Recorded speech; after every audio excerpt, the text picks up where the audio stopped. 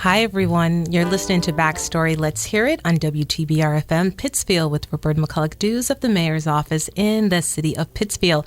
Thanks for tuning in. Today we have with us Marie Richardson, a longtime youth caseworker for Pittsfield Public Schools. And later on in the segment, we'll also have with us Lavante Wiggins, Interim Dean of Students at Pittsfield High. But for right now, Marie, let's get started. Thank you for being here. Thank you for having me. It's a pleasure. I was just saying, I said, you look wonderful. I said, retirement, I know it's just been a couple of days, but retirement really looks good on you. Oh, thank you. Thank you. All right. So let's get started here. I know for 25 years you have worked in the Pittsfield Public School District, and you recently shared news of your retirement on social media, and there was a huge outpouring of love and support. How did it make you feel to come to the end of this journey? Well, I think when I posted it on Facebook, I had said that it was truly bittersweet, and it definitely is. It was a tough decision. I can honestly say in the 25 years I've been in Pittsfield schools, I have loved almost every single day of it. And even with the kids will say to me, Miss Rich, how do you deal with working with all these quote unquote bad kids? Mm-hmm. And I think, well, they're not bad kids, right, but I love my job and I love the kids I work with. And so I'm sad. I'm really sad. It's a hard thing to close a chapter on a book of something that you love so much. And like you said, you've been able to do this for 25 years. I think my first question is, one, how did you keep it going? Because 25 years is a long time in any field. Absolutely. The funny thing is, I started back as a family advocate at Morningside Community School.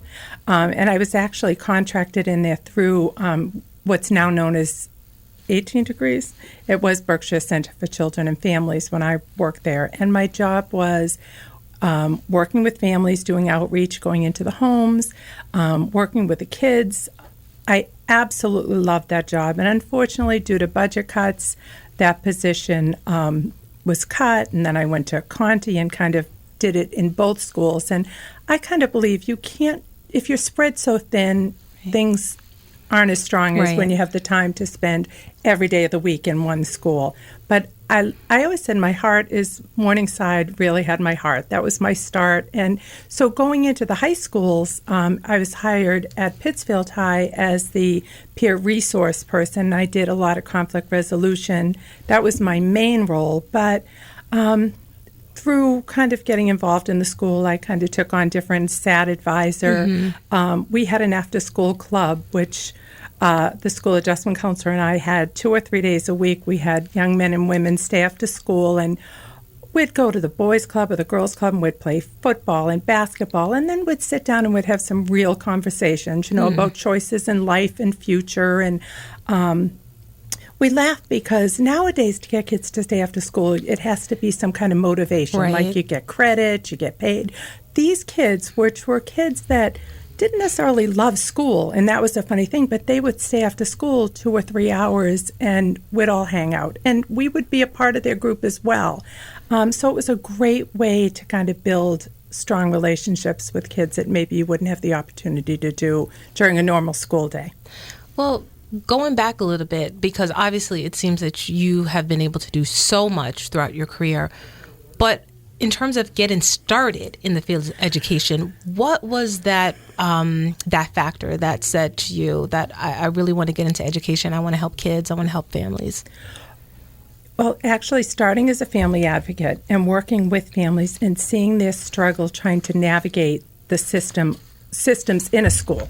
And a lot of families that I worked with maybe weren't successful themselves in school.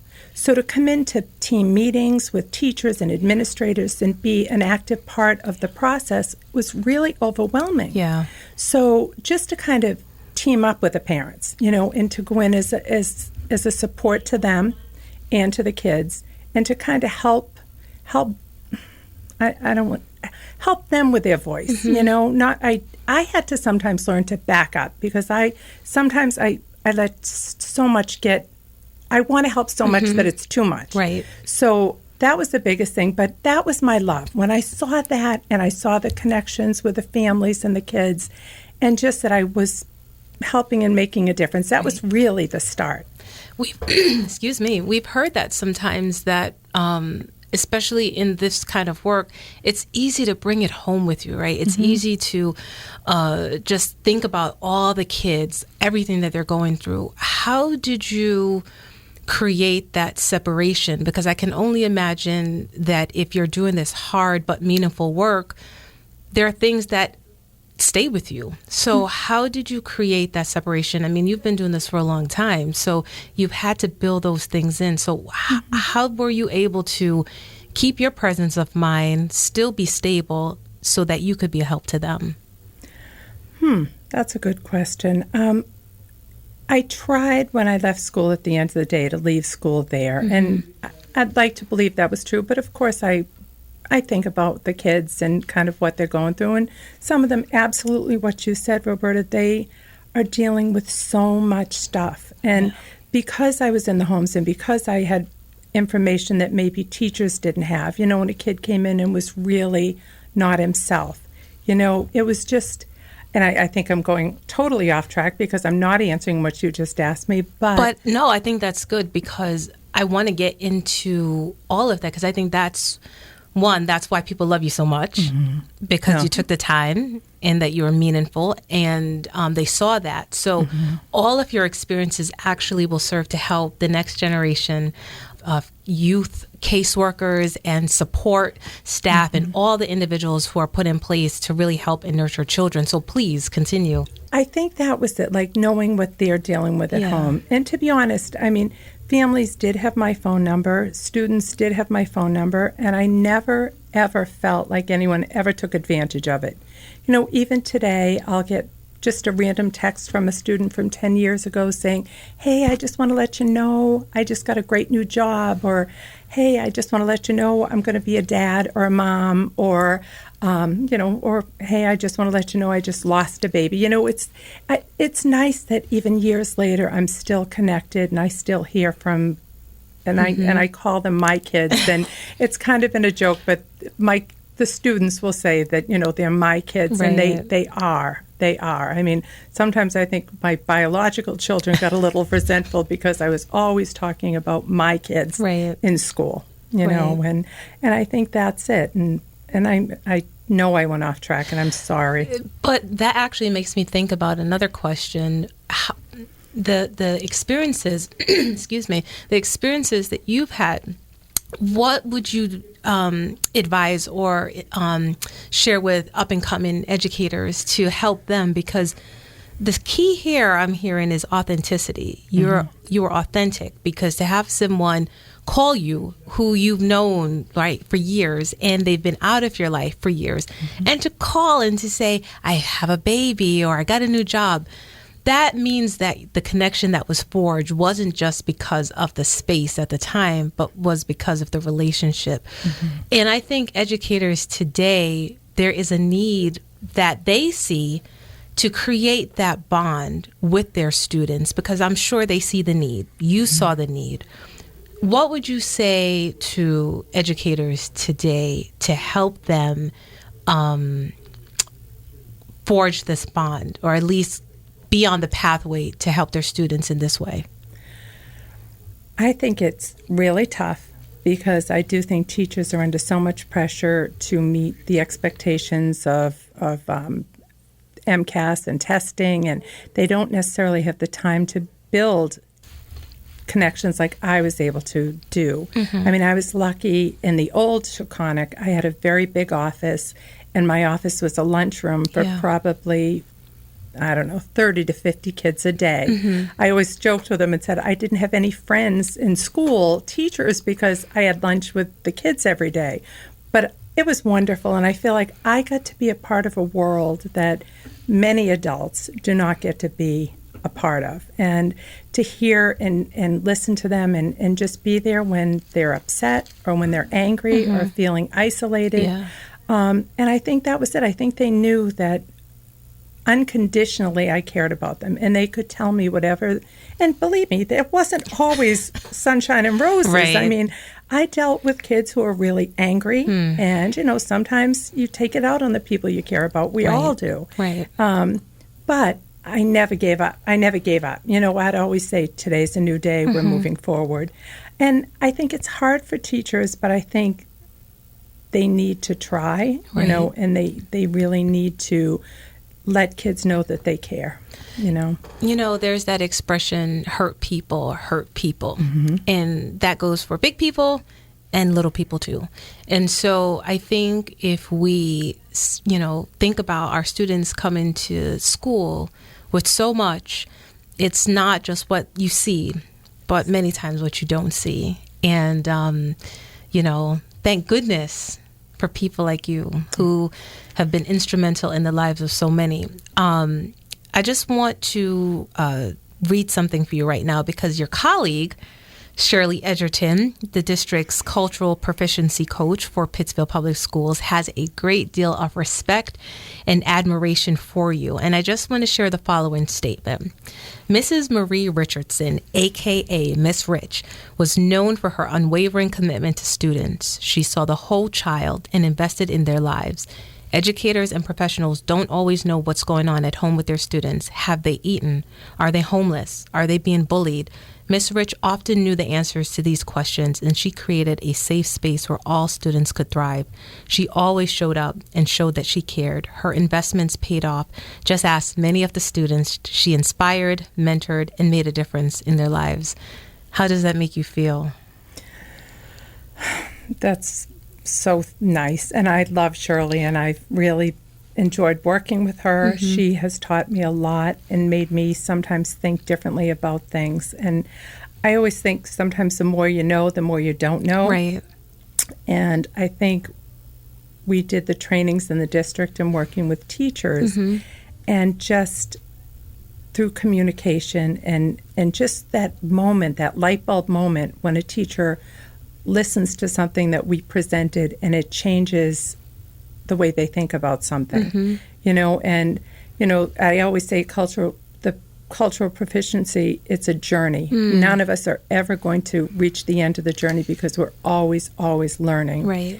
And I think with the work that we did, and we had a lot of fun. We had a lot of laughs. Tell me about it. Well, we've been to different. We kind of went on the road a little bit. Jake McCandless sent us to a couple of conferences out of town, and we did that. And we went to almost every school in the district at one time. And it's funny. I just went through my big folder of evaluations that teachers did that sat in the conference, and they loved having the conversation. I get we need to learn about new curriculum and all the things that we need to make our students better, but really they liked having those conversations and being able to look at things differently. What is specifically did they say that they liked? Because sometimes these can be hard conversations. Difficult conversations, even awkward. So to know that the teachers actually appreciated having them is a great thing. Did they specifically point out areas that they liked or found beneficial? Some of the stories, like Shirley would share some of her own personal stories, and they really got to people. They heard them and they saw her as a professional woman sharing stories that she deals with her family. Going, I always think of the time she told about going into TJ Maxx and the being followed around the store after they left church, and just her sharing that story. And here she is, a professional woman dealing with this. And, I could tie it in when I'd have a student come in to me and say, Miss Rich, I'm not taking that AP class. I'm the only black girl in the whole class. I'm not going. And how difficult it is to be the only, whatever you are in that situation, to be the only, how hard it is. Right. And I think those conversations were great. And I think we did a lot of different activities where they could get some kind of understanding. It was really a powerful, and the conversations were so rich. Right. They were so rich. And you're right. Sometimes they were really hard because we're all afraid we're going to say the wrong word or the wrong thing, and we're going to offend someone. So building up the trust in the audience was really tough. And I'm going to give Shirley credit for that. Because sometimes people would say things that I'd find myself getting really, really angry. And she would just kind of de-escalate the, Interesting. So I think we're a good team. A good team. I think we're a good team. Well, it's obvious that, you guys worked together. Worked together well, I should say. There was something called a privilege walk. Yes. Tell me a little bit about that. Yes. We did this, I think we did it twice that it was very, very powerful. One was with the administrative team at Pittsfield schools, so the superintendent and all of the principals, all the leaders in the district. And it's, if you're not familiar with the privilege walk, it's, things that we just take for granted, kind of. And at the end, our superintendent was at the very front of the line. And one of the principals, who was a black woman, a doctor, but because of the life that she had, she was way in the back of the room. So when we start that race that supposedly is an equal starting line, and you see that someone's way out front and someone's way out back, how is that fair, and how is that equal? And I think to be able to see that and look at it, it was powerful. And we were able to do it with the city officials at one time, and again, that was very, very powerful. We did it with students at one time, and again, just to be able to see it and feel it and make it real, I think that touched people. Well, I think that actually dovetails right into my next question, because I wanted to I feel like there's so much synergy between the work of cultural competency and also the other work that you're doing. And you just mentioned, too, just talking with students who might feel away because they're the only one. And you were, yes, your role was, youth caseworker, but you were also an advisor to the Taconic book clubs. You were with the social justice club, obviously your cultural competency work. And I feel like with all these different avenues, there's like a common thread. So how did you notice that common thread as you were doing the work, and how did it help to inform your perspective as you moved from each group? Yes, there definitely was a common thread, and I do think just everyone's voice is being heard. And when we talk about the book club, and that was probably one of my favorite parts of my week when we did that. Because again, I know I'm repeating myself, but I got to be a part of the world that a middle-aged white woman doesn't get to be a part of. And, for example, we read the book Between the World and Me. And we didn't do girls and boys together. We did a boys book club, and the boys named themselves the Black Boys Book Club. Okay. And they would get on the announcements in the afternoon and say, and name the list of students that were invited to the Black Boys Book Club. And for me to be able to sit in the room, and I don't know how many people read the book Between the World and Me, but it's very, very powerful. And there was a young person that was shot and killed in the book, and the story the kids started sharing about how they feel when they're out and a police car pulls them over, and just like one young man, he just needed to get it out, and I just remember him saying, "And Miss Rich, the sweat just pours down into my arms, and I do what my mom says. I put my hands right on the steering wheel, and I don't move, and I'm respectful, but I'm always afraid." And to hear and look him in the eye and see that,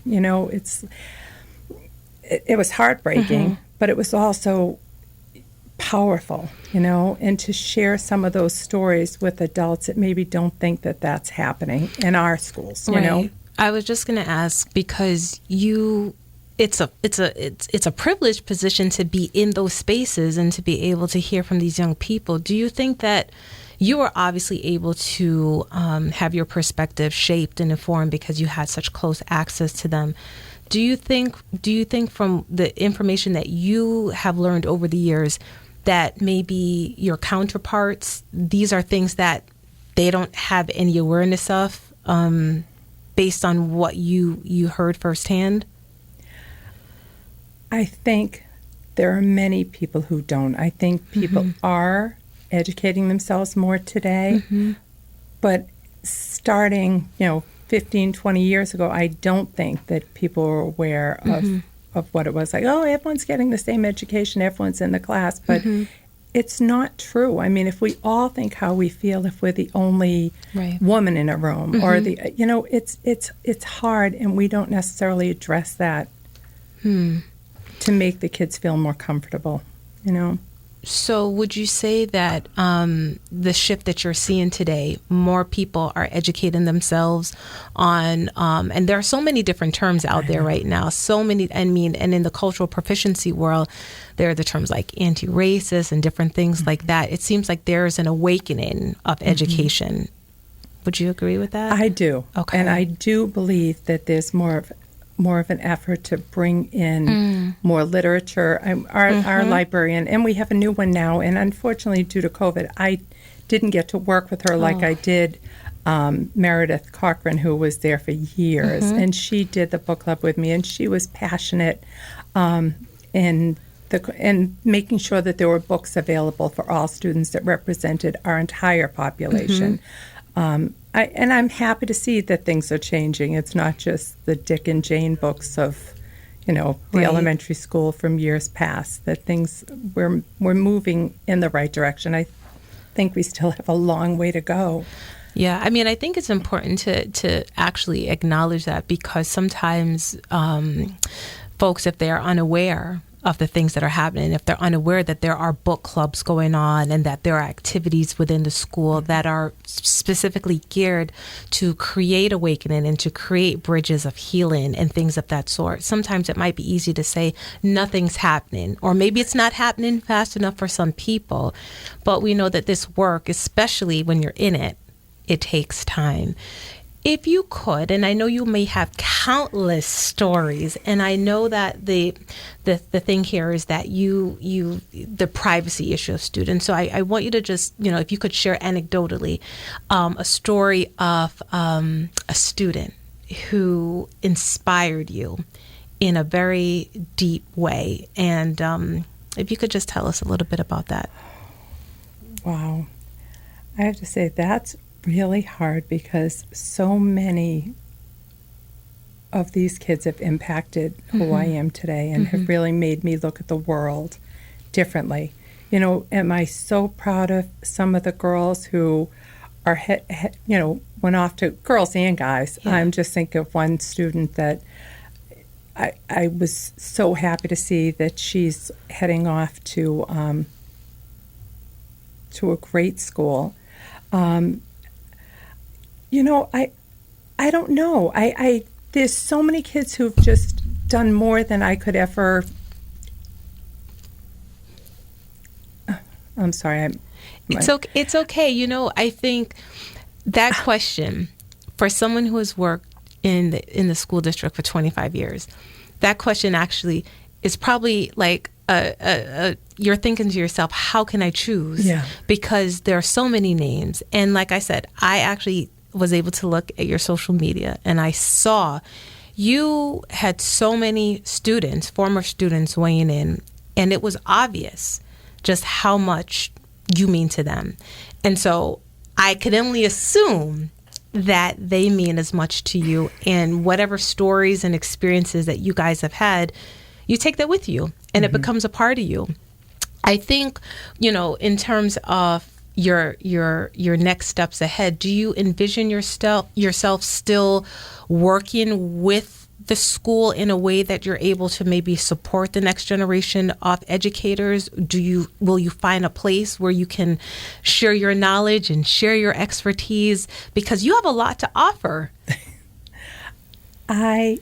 Yes, as I said, I absolutely love my job. I didn't love getting up at 5 a.m. every morning, but I did love my job.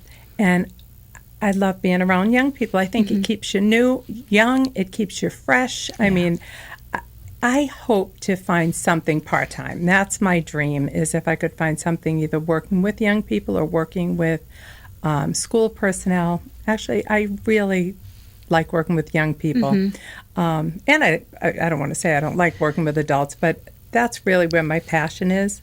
So I'm hoping I'm going to keep my eyes open and see what I can find. But I'm not ready to give it up yet. I hear you. Well, obviously, I mean, as I'm listening to you, I'm like, she has so much to offer. And I mean, it's not every day that, individuals who have such an arsenal of knowledge and expertise and wisdom, it's not every day that we get to hear from them, right? Yeah. And so there are so many up and coming educators who are looking to make a difference, who are looking to make an impact, right, on the lives of their students. And they're wondering, how can I do it? And if I could just sum up what you have just shared today, it's about, one, showing up, as Shirley Edgerton mentioned, being consistent and being authentic. And I could probably tell that students can sniff out inauthenticity, right? Like if they know that you are not truly for them, they probably won't open up.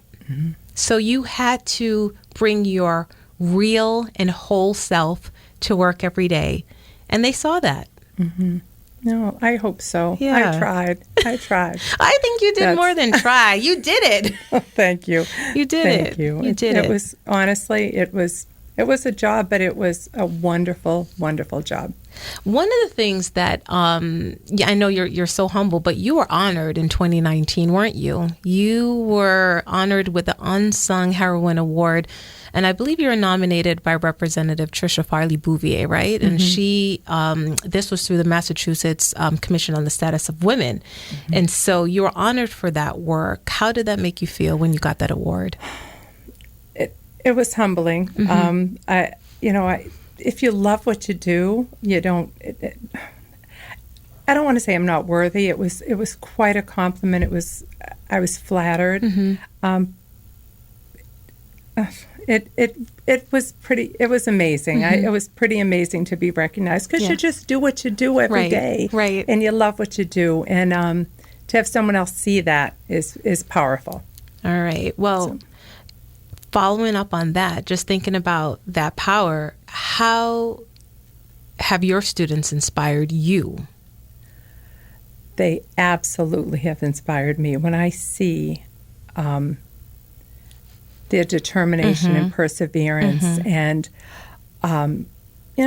really how fortunate I am that they were in my life. Yeah. And the most amazing thing is from working at Morningside to all of a sudden now, 25 years later, some of my Morningside kids are parents of that's a sight to see. Some of my high school students, and that's amazing, the whole generation thing. Right. Or to be in the grocery store and see one of my moms, one of the parents that I worked with. And I mean, I like that. I feel like a lot of the families and adults I've developed, they trust me, and I think they know I am who I am, and I'm going to be as upfront as I possibly can be with them. And sometimes if they were having conflicts with their students, and they'd call me and say, come over to my house and sit with us. Right. And I thought, that's the greatest form of flattery, that they would respect me enough to want me to come to their home and try to work out, we all have issues with our kids. Right. And, sometimes we don't listen. And that's what I always say to the kids, you're not listening to what that person's saying. You're thinking, as soon as their mouth stops moving, this is what I'm going to say.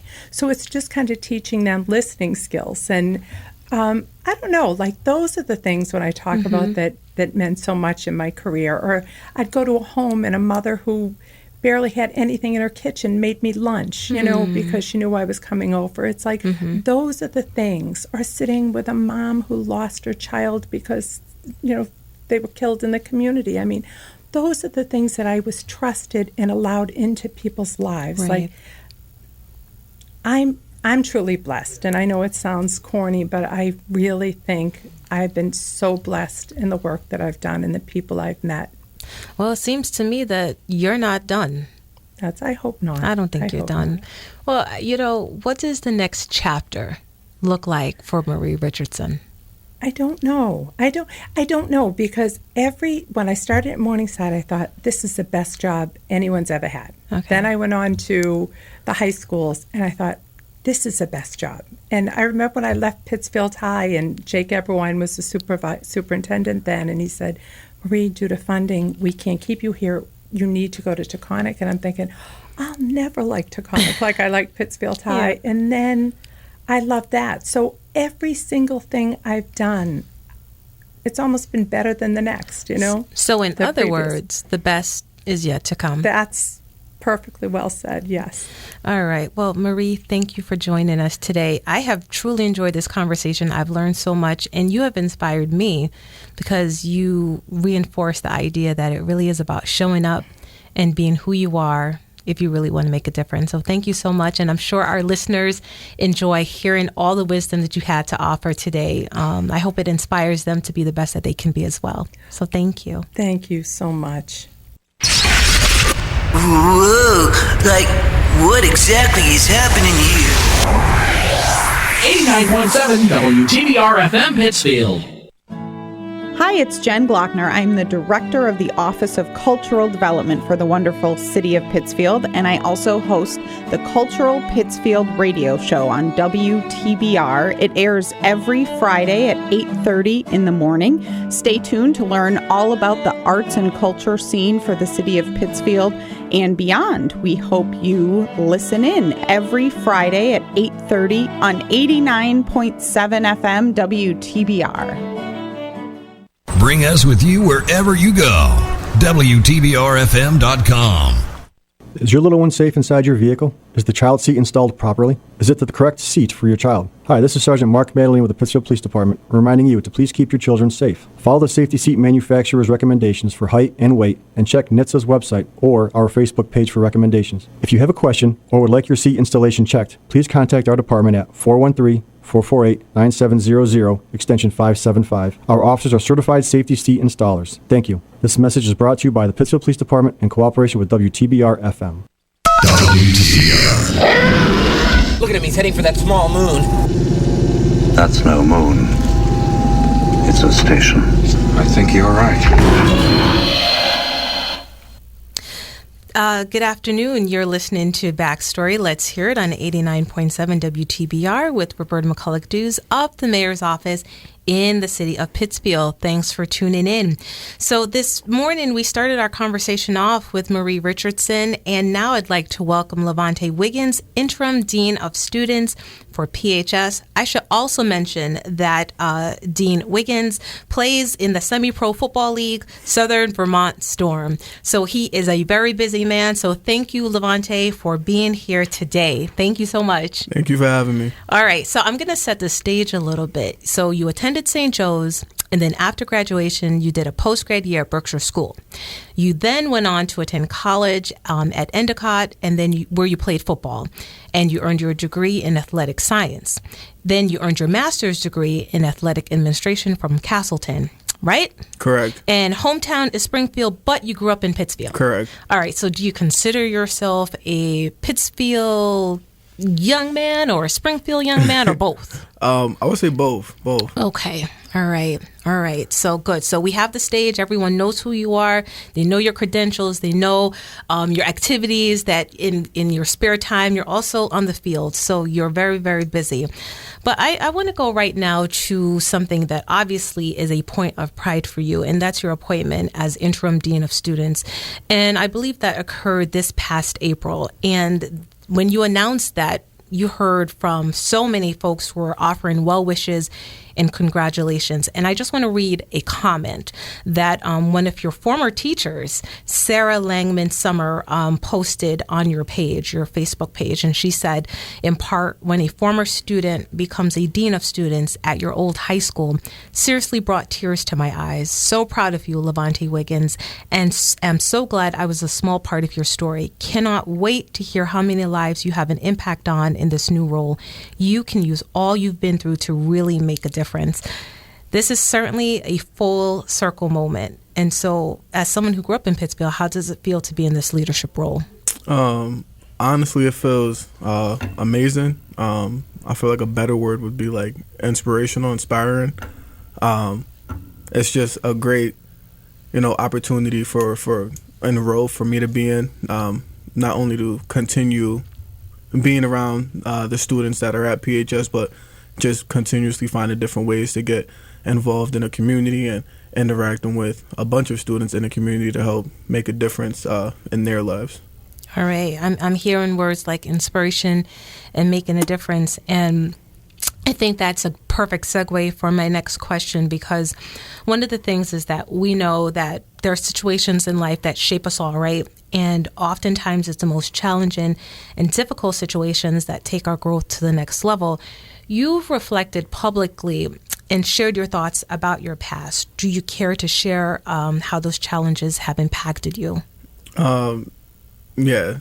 So I've been through what a lot of people would say more than what most people go through in their entire life.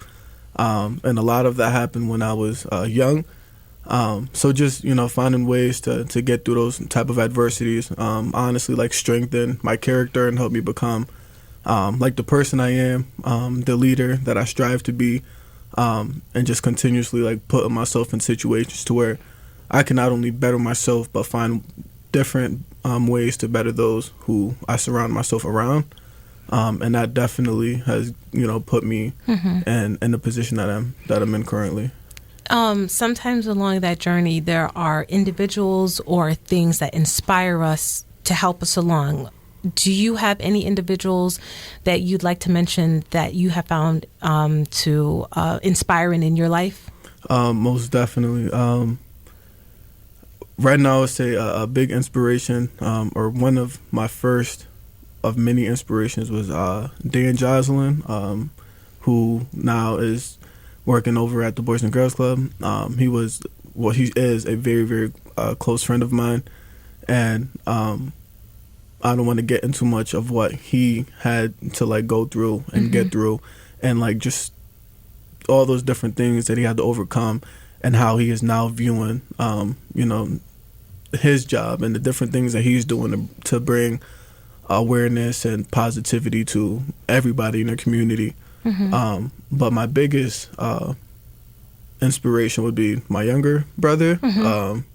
That's who I do it for, and that's who I wake up every morning and go as hard as I can for, because I want to make sure that I'm in a position to make sure that he will never be or have to endure any of the things that I did when I was his age. Right. So I'm going to be able to provide the life that I didn't have when he was young, because I feel like when you're at that age, everybody needs some type of positive role model to help guide them and get them through adversity, like I said earlier. So I'm trying to be that guy, that man for him.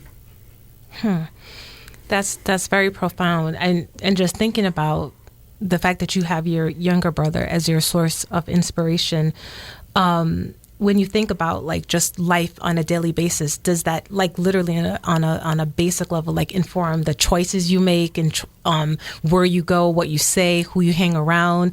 When you think about all of those choices, you think about your brother? Yeah, all the time. Wow. I know that you obviously, I'm seeing a connection between one, your personal journey and community activism, because I think in addition to your work as interim dean, community activism is something that is very important to you. When did you really know that you wanted to become really active in this work? I would say when I was younger, I was, and this is one of the things that will always stay with me. I was actually walking to a basketball game that I had at the Boys and Girls Club. I was in the 4th grade at the time, and I remember crossing the street to get to the Boys and Girls Club, and I had a person that was driving and beeped at me and ended up calling me some type of racial remark. And at that point in time, I knew like what racism was, because it was told to me. But at the same time, I had never actually been like referred to as that type of person that I was referred to as at that time. So since then, I've always wanted to like find out more and like try to come to the realization of like what it is that makes people say those kind of things. And then as I got older, I just, it was more visible. Like I noticed a lot more things, and a lot of it was like involuntarily. If it just so happened, and sometimes it wasn't even purposeful. It would just be small remarks that people would make that they might not think would affect anybody, but I was always affected by it. There's actually a term for that, microaggressions. Microaggression, yeah. Yeah. Okay. Yeah, it's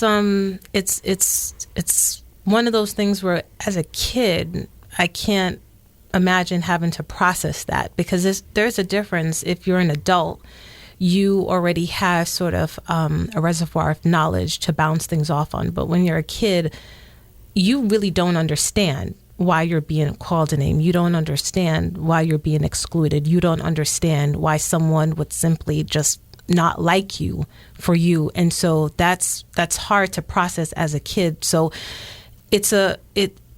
I'm glad to hear that you were able to take the hurt and also create this this path where you're able to actually enlighten others. You seem to really be informed about history and things of that nature. Are there certain books that you read to stay informed and stay abreast of current issues, as well as the history? I actually did just purchase. It was 4 different books that were recommended to me that I have not yet started reading, and honestly, I wish I knew the names of them. That's okay, because what you can do is share them later, and then I'll find a way to get those books out. We can still share them with the Most audience. Definitely. Absolutely. But I think that I asked that because, again, I was looking at just the way that you interact with some folks on your through your social media, and you always provide a historical reference to the issues that are happening today. So you try to explain that it's not just happening in a vacuum; it's happening because of something else. Right. And so that actually, I'm not surprised then, because looking back to last summer, you took all of the knowledge that you have and said, okay, we're actually going to put together a March for Justice in Pittsfield. And you, as well as 2 other organizers, Alex Leonard and Warren Dews III, I happen to know the latter in a way.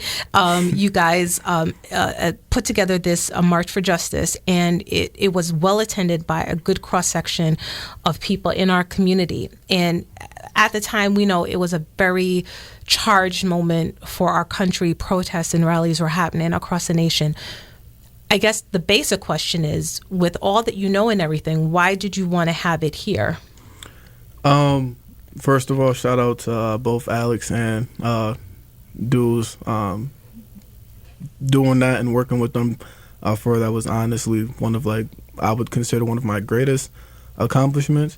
And we had a great time planning it and then actually putting it into place to make it something big. But I wanted to bring that to Pittsfield because I had first noticed on social media a lot of people who I would have considered, some of my close friends. And obviously everybody has different opinions on certain situations that have to regard anything, especially when it comes to race, and the different ways that some people are treated because of whatever reason. But what I do know is that a lot of those people who are responding to, let's say, the George Floyd situation wouldn't have responded that way if it was me in that situation because they know me. And honestly, my eyes were already open, but it opened my eyes even more because these were people that I never thought would view things like that just because of the simple fact that I was one of their closest friends. And just in general, we have a lot of kids in Pittsfield who have spoken to me about some of the things that they have experienced and relate to some of the things that I have gone through. And I just felt like, bringing that to Pittsfield, not because we experience it as much as other places do, but because it does happen here. And it's something that needs to be addressed, and hopefully something that at some point in time we can all come together collectively and fix what it is that needs to be fixed and changed. Right. When you talk about fixing the system, are there certain areas that you are especially focused on? Right now, I would say, and it's not even my biggest focus. I would say this is like a school-wide focus. It's just getting a more diverse staff in the schools. I feel like having, a group of staff that all students feel comfortable and can relate to and want to be around them is just setting up every school, not only culture-wise, but behavioral-wise, academically, right? Just everything. So right now, I know that is a big thing, and it's been brought to everybody's attention, and everybody is focusing on that, which I think honestly is like really amazing, because that's us showing that as a school district we want to take that step and make sure that all of our students are being provided the same opportunity. Wow. I had more questions to ask about like the community activism, but I almost want to do a quick pivot to schools, and then I'm going to come back to community activism because I feel like this is a really good place. Being that you're in the schools now, what do you think your presence, you being there, will mean for the students who see you every day? I feel like my presence allows students to just know that they can be themselves at any point of time, and that if they didn't already have somebody they felt comfortable talking to, now they do. And if they needed an additional person to feel comfortable talking to, they have that as well. That was one of the things that I noticed I needed when I was a student, was to have not that one person, but if that person that I needed wasn't there at the time, who else could I go to? So I feel like just, my presence in itself, I try to, bring the energy, bring the excitement, find different ways to help kids cope with whatever type of situation they're in. And I feel like just because I've been through a lot myself, I can, relate to all of our students, not just the students of color, but the students who have problems in their home, the students who aren't reaching some of the goals that they have already set for themselves, and how or what they can do to fix that, to better themselves and whatever else is around them. Do you consider yourself a role model? I would definitely say I'm a role model. Okay. All right. And that's I think it's a powerful position, because as a role model, you are definitely put in place to you're in that space to affect so many lives. And so it's a great thing that you have you welcome that title, because some people don't welcome the title of role model because they will say, I want to be an individual. But I think you obviously know that everything you've been through, you want to use that for good. So I think that the students are in for a great year, obviously, and they're going to have someone that they can turn to and look to. And like you said, not just students of color, but all kinds of students, right? Students from so many different backgrounds, which I think is important, because students who aren't of color also need to see educators and staff who are people of color, because I think that represents a global society, and that's the world that we live in. So I think that's a great thing. But if we can go back again to the community activism, I wanted to touch on something, because we know that in Pittsfield, our situation is a little bit different than what we're seeing nationwide. And I know that when you were planning the march, you and the other organizers were in communication with Police Chief Wynn, and you guys even had he was a part of the walk. Like he walked in solidarity. What did that mean to you, and what did that tell you about the nature of community relations with law enforcement in our city? Honestly, it meant more than I can even explain, and that's just because of the simple fact that they showed that they understand what is going on, and they showed that they were willing to do anything and everything to show that what we see from other police officers doesn't mean that that's exactly what's going on over here. So just the fact that they were willing to talk to us, and the fact that they were willing to walk with us, showed that they do understand change needs to be made.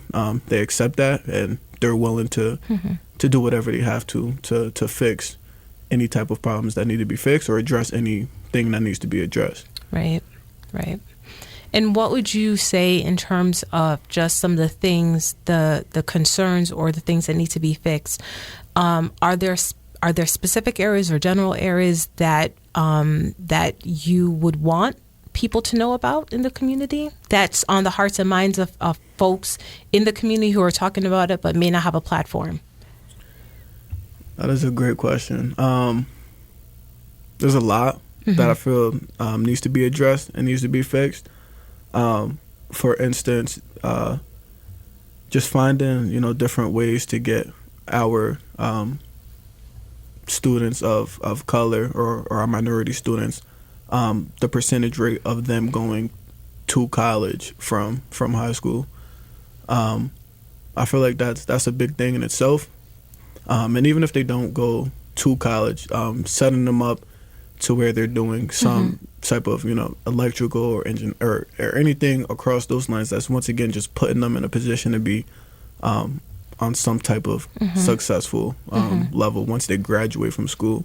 Because I do see, and it's not even just the athletic students, it's all students who need, that additional support because they might not have it at home to help guide them to that next step that takes to get to college or whatever it is that they want to do after they're done with high school. Right. Yeah. So it would almost seem as if that if trying to identify the gap here, the gap is that we have students from all backgrounds, like you said, students of color and students who are not of color, but students who might just be in situations that may not be the most advantageous.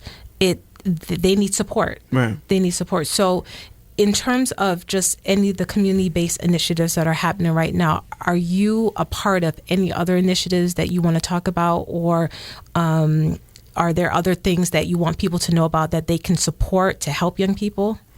Right now, there's a bunch of small, I don't want to say small because it can be big to a lot of people, but going back to school type of charities that's giving out backpacks and school necessities that some kids are not fortunate enough to have, so that when they are put in that space, that environment around their other peers, they don't feel left out. I think if I could just dig a little bit deeper too, because sometimes people will have the conversations, but I think, again, maybe not always having a platform to share it. And this is a great time to be able to share broadly and widely with an audience that's listening. Right. What in the circles that you may be around, and in no way are you the only representative of everyone in Pittsfield. I don't want to give that that belief, put that belief out there, but you might be tapped into networks and circles and groups that are having these conversations. What are some things that people may not be aware of that should be known in terms of strengthening relationships in our community, creating a stronger community? Sometimes we have an us versus them mentality. What are things that people should be aware of so that we can be a stronger community together? I would say that people should definitely be aware of that, at least from the educators' perspective, is that we are taking the initiative to make all of our students comfortable.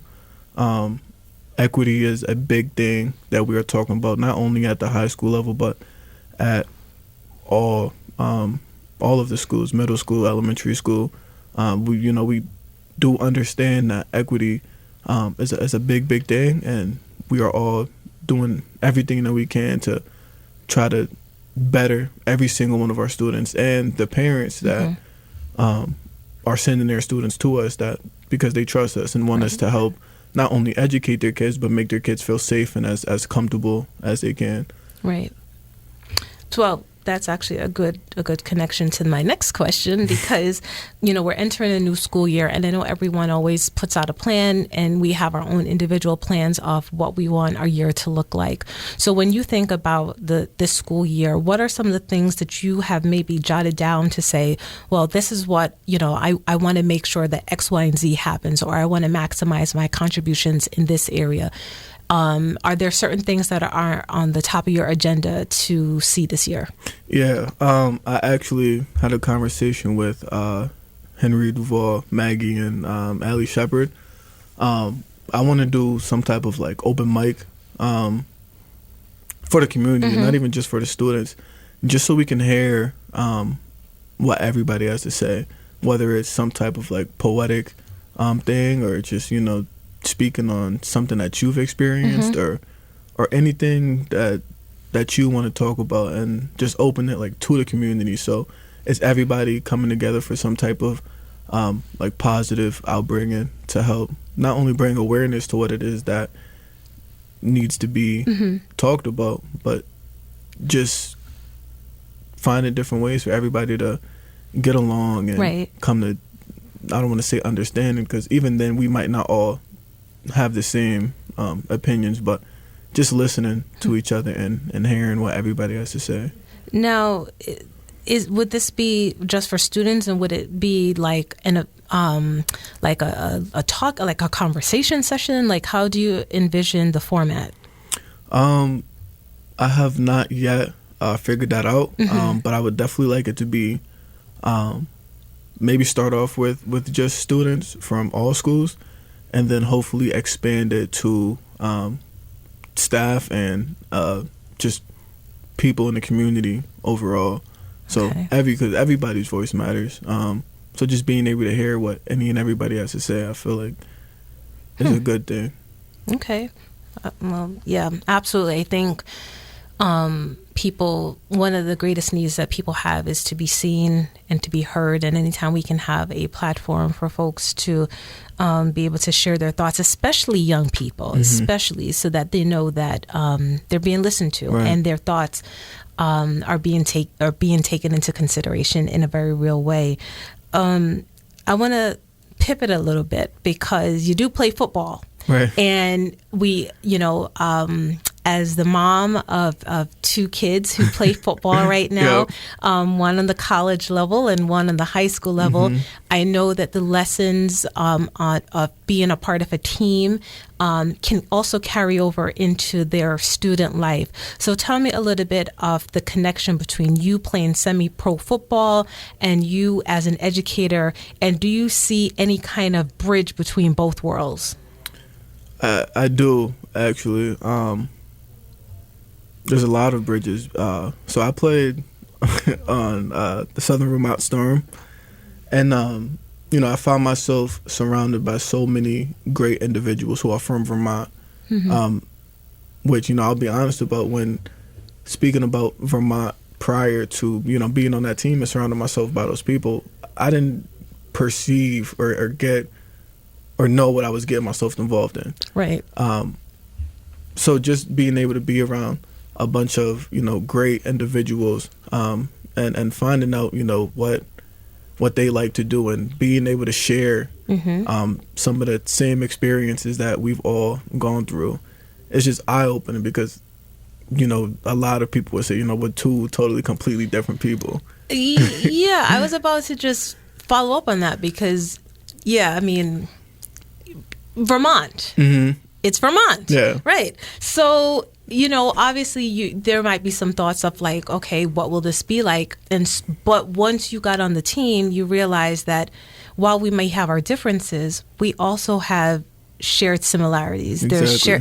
And I think that's a lesson for a lot of people to realize that while we might be different, we're also alike in many ways. Right. So there is something for everyone to learn, that you can't judge a book by its cover. Exactly. Literally. And that relates perfectly with school. Even with admin, sometimes we might come to some type of like disagreement, and even though that disagreement might go completely opposite directions, at the end of the day, we're all doing or trying to do what's best for the students. So how can we speak and work with each other to find what it is that the goal that we're trying to reach, to come together and reach that goal.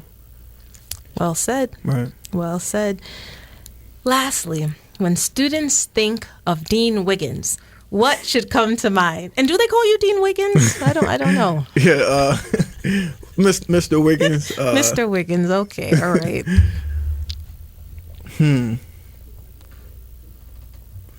Positivity, excitement, and hard work are the three things that I would definitely say or think of from the top of my head. Okay. Because from my position, a lot of people see, Dean as being that guy who you go see, or that girl who you go see when you're in trouble. And you're the mean guy or girl or person, and you're handling all of the bad things. And it's not like that.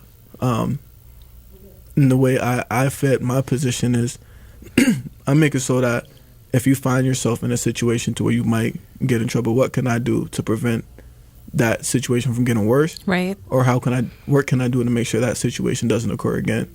And that's another thing that we're trying to work on in the school, to build that relationships between our students and staff, and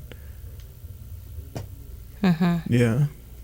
Well, I think that, like you said, it's about the prevention, right? Right. And so it's not just about punitive, and making sure that our young people know that people care about them. Right. And if they know that people care about them, and they know that it's not just about those consequences, but how can we help you not get into that place, then they're confident and they feel empowered. Right. And so I get the sense that you want them to be empowered for this school year. Exactly.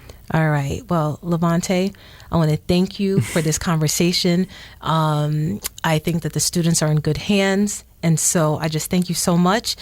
And you've been listening to Backstory. Let's hear it on WTBR-FM with Roberta McCulloch-Dews of the Mayor's Office in the city of Pittsfield. Thanks, everyone, for listening in, and have a great day.